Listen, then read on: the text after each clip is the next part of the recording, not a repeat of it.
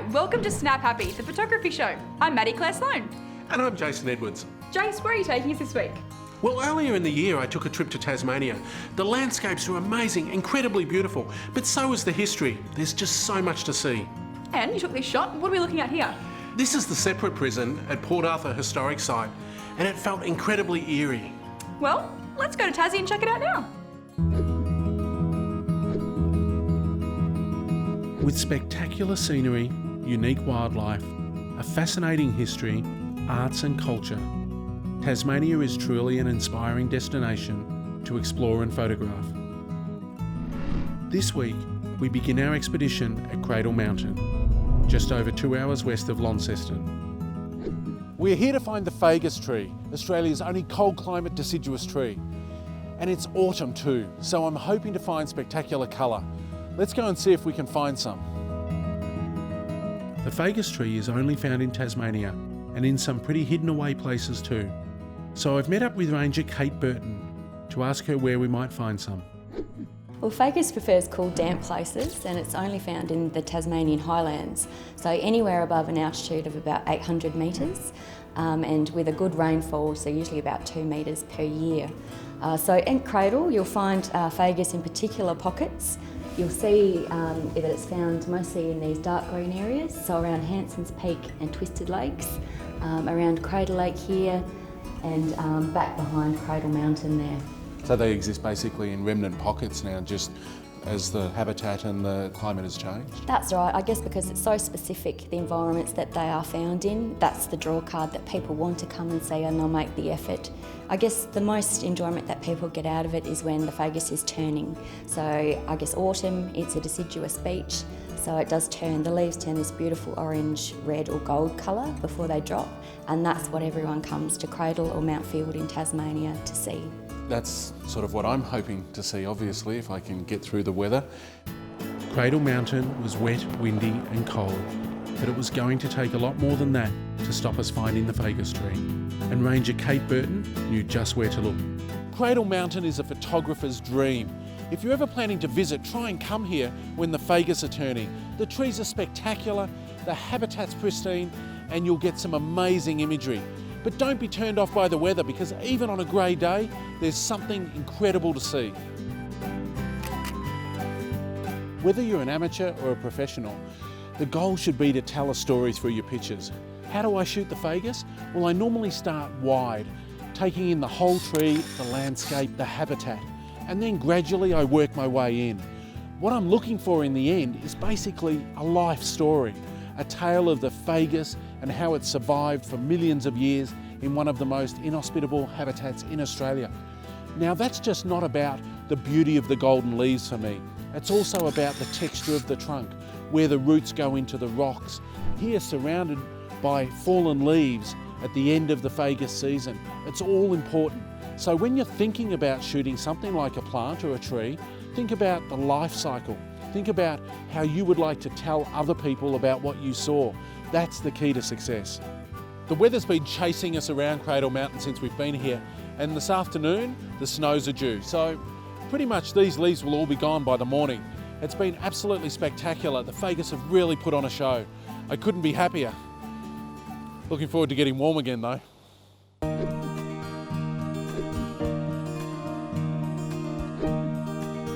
In every kit should be a great quality wide-angle lens. They are perfect for architectural, interior and landscape photography. Today I'm road testing the Tamron 15 to 30mm ultra wide-angle lens. This full-frame lens is not only super wide at 15mm, it also has an impressive f2.8 aperture. In fact, it is the equal fastest lens in its class. The large aperture allows for a more shallow depth of field that you do not often get with an ultra-wide lens. Well, that all sounds great, but let's see how it performs. I'm here at Ubia Art Site in Kakadu National Park, and it's the perfect location for using an ultra-wide angle lens. This is the sort of site that requires a sensitive treatment, and we'll see just how sharp this new lens is photographing the ancient rock art.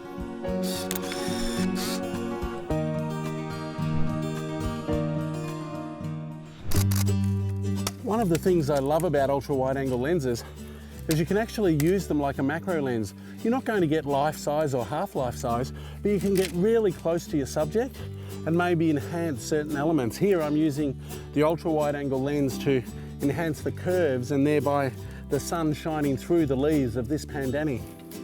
Ow! Ow! The speed of the lens works in harmony with its built-in image stabilisation. It allows you to take sharp images even when shooting in low light and at slow shutter speeds. I'm shooting in the separate prison at Port Arthur. This is where they house the hardened criminals. Now the light's not great, but I do want to be able to capture all of the cell blocks running down this dark tunnel. I'm using an f-stop of 6.3 and a shutter speed of 1/8 of a second. Now that's more than enough for me to capture everything in focus and also to not get any camera shake. Because the lens has a large convex on the front element, it is unable to take a protective filter. So, Tamron has added a fluorine coating that repels water, dirt, and even makes it easier to clean smudges. The lens casing itself is moisture resistant, so there's no need to worry about damaging it in damp or humid conditions. The Tamron 15 to 35mm ultra wide angle lens is available for Canon EF and Nikon F-mount cameras, and I reckon it's a very worthy addition to any kit.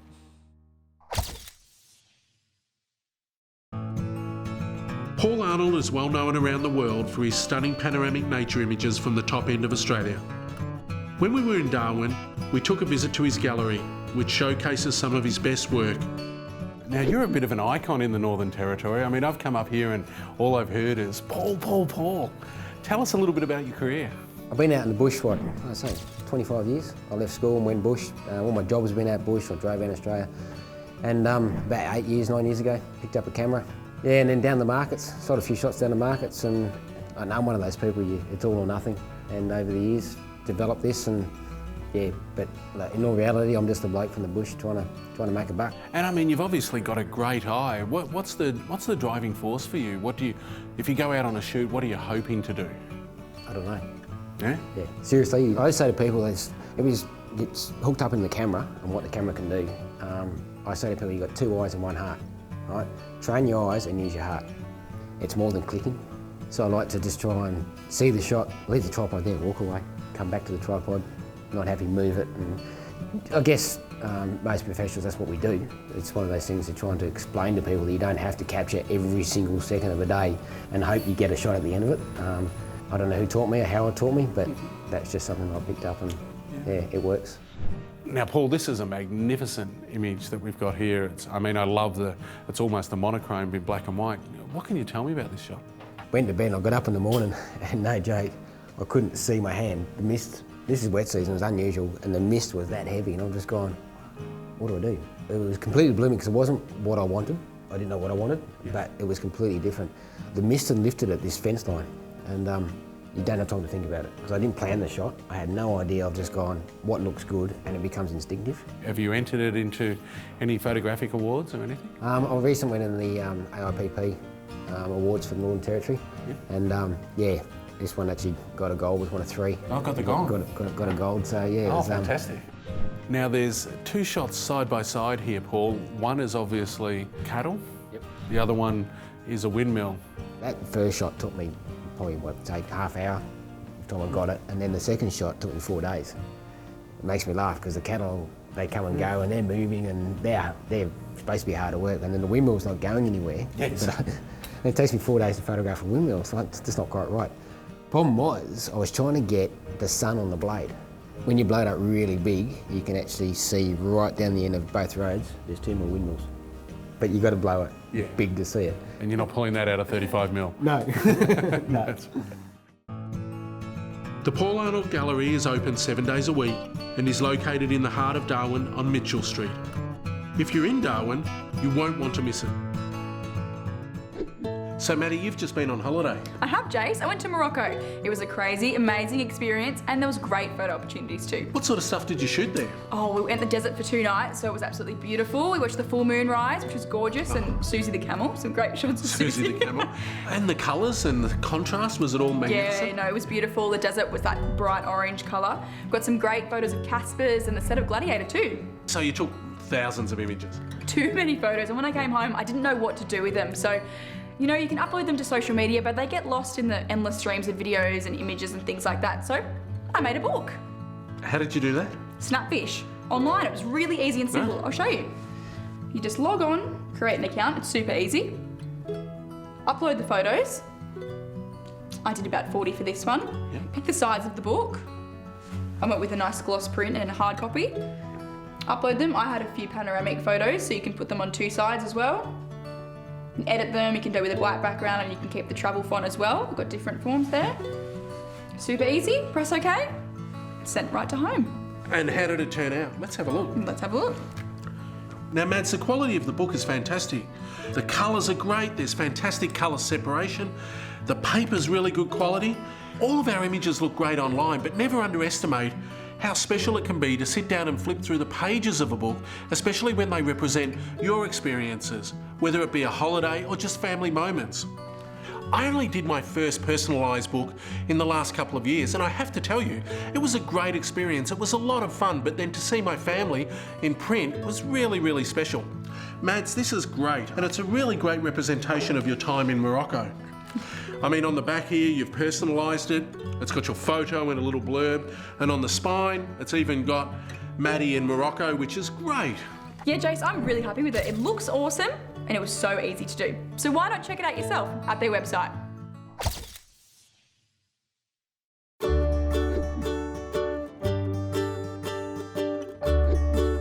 Situated west of Launceston at Cradle Mountain, the Wilderness Gallery is a must-see if you are visiting Tasmania. Across 10 rooms, the gallery showcases the beauty and wonder of nature around the world, all through the lens of some of the best local and international photographers. We caught up with Annette van Bettelhem, the gallery curator. Fantastic facility. How did it even come to be here? When the initial model was set up, and in the first few years, it was so exciting, really. There were 9 exhibitions that would change annually. There's 280 metres of wall space here and 9 exhibition rooms. But actually, Tasmania has quite a legacy of photography because Governor Franklin, in the early colony, he introduced photography here when photography was just like 6 years old. Wow, really? And the early photographers then contributed a lot as far as technological breakthroughs. They shared it with the world at that time. But since then, there's 2 outstanding photographers that really are the pioneers of the current group of wilderness photographers, and that is Olegas Trikanis and Peter Dombrovskis. This image is called Rock Island Bend, the most famous iconic image of the Franklin River. And the reason for that is that, you know, unassuming Peter, who was such a devoted photographer, was also very conservation-minded. And it was so moving to the people who saw it that it was the catalyst for the end of the damming the rivers of Tasmania. This image has always been, at least in my mind, Australia's most recognised image. And it's as valuable now as it was at the time when it saved vast swathes of Tasmania. Yes. Another Tasmanian landscape photographer that is passionate about the environment is Wolfgang Glowacki, and we found his work across 2 rooms. Ah, the Fagus, my nemesis. This is obviously at the height of the Fagus season.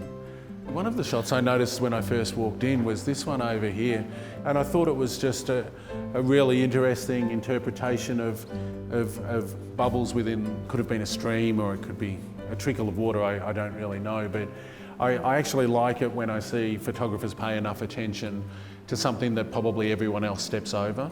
Yes, I agree with that. I think that's very successful. We caught up with Wolfgang Glowacki at his home in Hobart. Tell me about what's on display. Well, basically the exhibition is I would probably say the pick of the best of my work from over the last sort of 8 years or so. And it's a mixture of sort of grand Tasmanian landscapes as well as some quite intricate macro detail photos as well. The one that first grabbed me in the macro gallery was a very low level shot, and there was some grasses sticking out with seed heads, a silhouette, almost a black and white. And I have spent so much time on my belly in my career. and the funny thing is, I've never taken that shot. Sometimes, you know, like I say, when you lay down on your belly or you get a different perspective of places, you know, it can really set, you know, an image that's potentially been done 1,000 times before, but a different perspective on it can, you know, make it your own, really. So for Tasmania as a state, as a photographer, what do you think makes Tasmania so special for photography in general? I think down here we're very blessed with amazing light, especially in the cooler months during winter. We get really soft, very low light, and it's just fantastic for photography. But then, of course, the obvious thing is vast amounts of wilderness and nature areas, which being a wilderness photographer is you know, paramount. But you also do it a little bit differently to a lot of guys, don't you? You head off on foot with your equipment. You're not sitting there in the car park waiting for the light to get good. It's not uncommon for me to, you know, put on my backpack and go for 5 to 7 days by myself off into the middle of the bush and, you know, sit around on a mountain waiting for the light to be just right or something. And, you know, sometimes even go back 2 or 3 times and do it all again. So I feel very blessed, and, you know, sometimes I got to really kick myself and think, wow, how lucky am I that I go to these places. I'm the only person around for maybe 100 kilometres, and I'm sitting here on this mountain. And then, like I said, to be able to take that back and be able to, you know, produce that in a book or a card or something that then someone else can pick up and go, wow, that's amazing. You know, it's pretty special. If you're in Tasmania, I highly recommend visiting the Wilderness Gallery. And it's just across the road from the beautiful Cradle Mountain Hotel, a perfect base camp for your Cradle Mountain adventures. Happy shooting.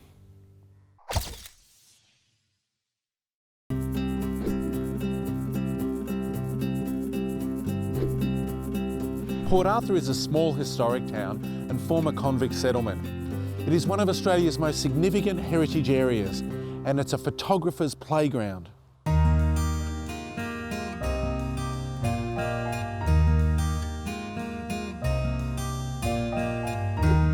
Mal, magnificent Port Arthur. What can you tell me about the location?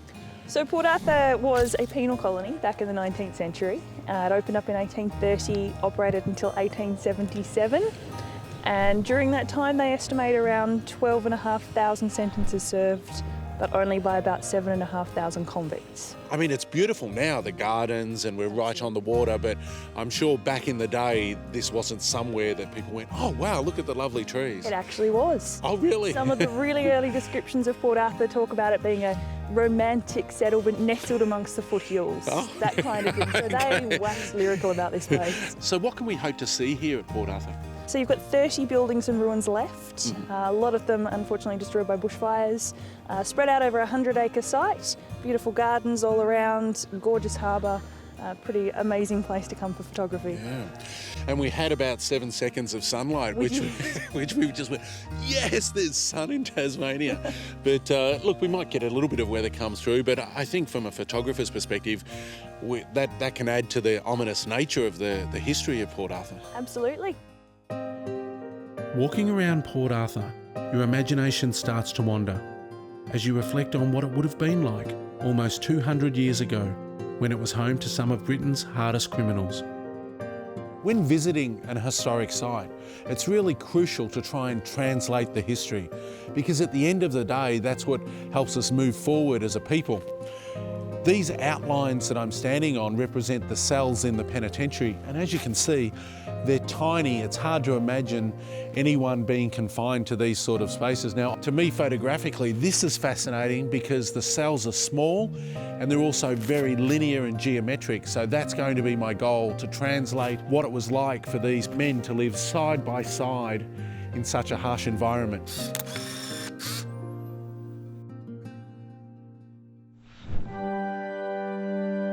This is the separate prison, where prisoners would have been punished by being locked in these tiny cells for 23 hours a day. It's hard to imagine what life here must have been like. Photographically though, There are so many lines here and it's all about the architecture. This is a recently renovated building but made to look exactly how they think it looked in the day. So what I'm going to be focusing on is all of this brick lining and the tiny cells and also the minimal light that's coming down through the wells in the ceiling.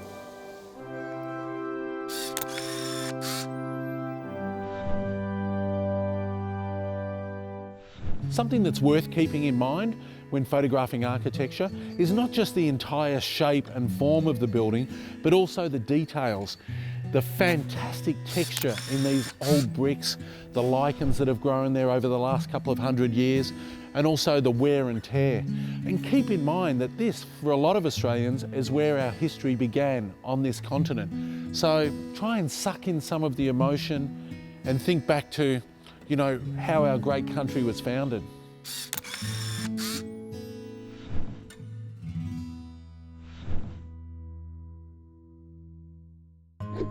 What a great trip to Tassie that was. I didn't realise the landscape was so unique and diverse.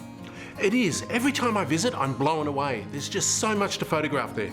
Well, what are we doing next week? Next week, we meet an artist that combines photography with digital art. You have to see it to believe it.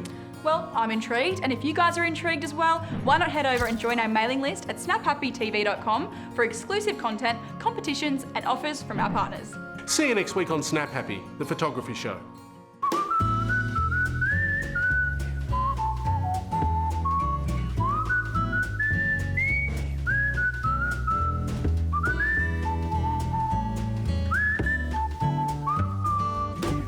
I'm a giver when I'm in the field. I like to contribute back, even if it's a little bit of blood, to the local leech population.